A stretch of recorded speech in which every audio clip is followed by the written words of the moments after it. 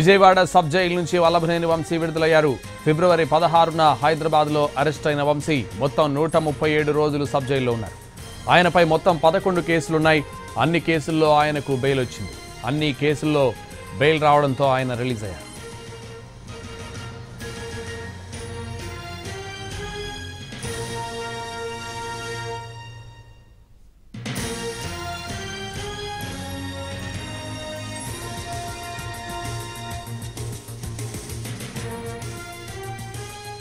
Vijayawada sub jail నుంచి వల్లభనేని వంశీ విడుదలయ్యారు. ఫిబ్రవరి 16న హైదరాబాద్లో arrest అయిన వంశీ మొత్తం 137 రోజులు సబ్ జైల్లో ఉన్నారు. ఆయనపై మొత్తం 11 కేసులున్నాయి. అన్ని కేసుల్లో ఆయనకు బెయిల్ వచ్చింది. అన్ని కేసుల్లో బెయిల్ రావడంతో ఆయన రిలీజ్ అయ్యారు.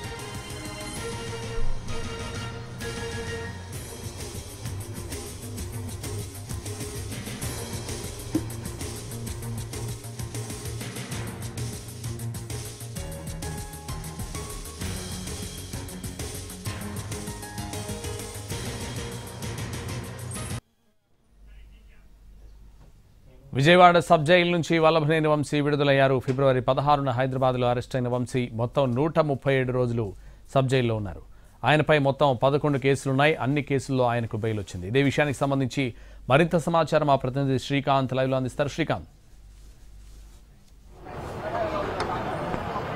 గన్నవరం మాజీ ఎమ్మెల్యే వల్లభనేని వంశీ కొద్దిసేపటి క్రితమే విజయవాడ సబ్ జైలు నుంచి విడుదలయ్యారు. ఆయన టీడీపీ కార్యాలయం మీద దాడి కేసుకు సంబంధించి ఫిర్యాదు చేసిన సత్యవర్ధన్ని కిడ్నాప్ చేసిన కేసులో ఈ ఏడాది ఫిబ్రవరి 16వ తారీఖున హైదరాబాద్లో అరెస్ట్ అయ్యారు. అప్పటి నుంచి ఇప్పటి వరకు కూడా వేర్వేరు కేసుల్లో ఆయన అరెస్ట్ అవడం, ఆ పీటీ వారెంట్లకు సంబంధించి ఆయన రిమాండ్ అయితే కొనసాగిస్తున్న పరిస్థితి కూడా ఉంది. ఇవాళకి 137 రోజులుగా ఆయన విజయవాడ జిల్లా సబ్ జైల్లో రిమాండ్ ఖైదీగా ఉన్నారు. మొత్తం 11 కేసులు ఆయన మీద నమోదయ్యాయి. గన్నవరం టీడీపీ కార్యాలయం మీద దాడి కేసుతో పాటుగా అదే కేసుకు సంబంధించి ఫిర్యాదు చేసినటువంటి సత్యవర్ధన్ని కిడ్నాప్ చేయడంతో పాటు అటు గన్నవరంలో ఉన్నటువంటి బ్రహ్మలింగయ్య చెరువు ఆ పరిసర ప్రాంతాల్లో అక్రమ మైనింగ్ చేశారు, తవ్వకాలు జరిపారు. అదేవిధంగా గన్నవరం ప్రాంతంలో నివసించే వాళ్ళకి సంబంధించి సీతామహాలక్ష్మి మరో ఇద్దరికి సంబంధించిన ఆస్తులను కబ్జా చేసే ప్రయత్నం చేశారు, నకిలీ ఇళ్ల పట్టాలను ఇచ్చారు. వీటన్నిటికీ సంబంధించి 13 కేసులు నమోదయ్యాయి. 11 కేసులు, ఆ 11 కేసులకి సంబంధించి కూడా అటు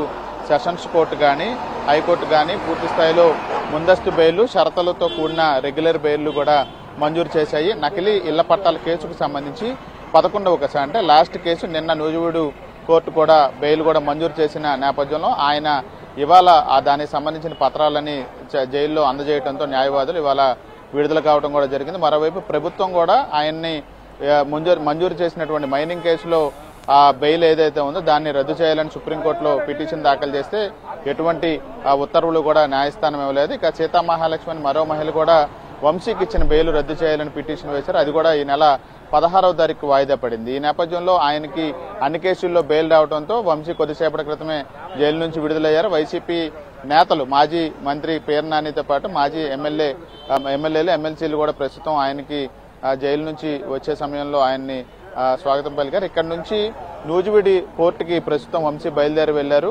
అక్కడ 2 కేసులకు సంబంధించి ఆయన పూచీకత్తు సమర్పించాల్సి ఉంది. ఆ తర్వాత సమయం ఉంటే ఇవాళ లేకపోతే రేపు 3 కేసులకు సంబంధించి గన్నవరం పోలీస్ స్టేషన్లో సరెండర్ కావాలి పూచీకత్తులకు సంబంధించి. అదేవిధంగా ఆయనకి బెయిల్ వచ్చిన విజయవాడ దాటి అంటే గన్నవరం దాటి వెళ్లే పరిస్థితి లేదు. గన్నవరంలో కేసులకు సంబంధించి ఇచ్చిన బెయిల్ షరతుల్లో భాగంగా ఆయన గన్నవరం కోర్టు పరిధిలో మాత్రమే ఉండాలని కూడా ఆదేశాలు ఇచ్చిన నేపథ్యంలో ఆయన గన్నవరంలోనే ఉండే పరిస్థితి ఉంది. మరొక కేసు సత్యవర్ధన్ కేసులో 25 కిలోమీటర్లు దాటి వెళ్లొద్దని కూడా విజయవాడ కోర్టు ఆదేశాలు ఇచ్చిన నేపథ్యంలో ఆయన గన్నవరంలోనే రానున్న రోజుల్లో ఉండే పరిస్థితి ఉన్నట్టుగా మనకి తెలుస్తా ఉంది. Santosh. Right, thank you Srikanth.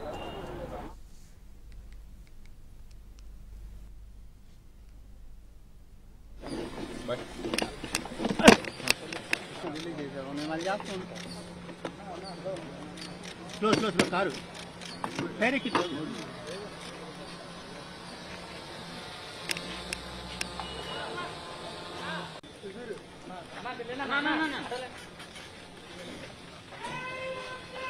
జై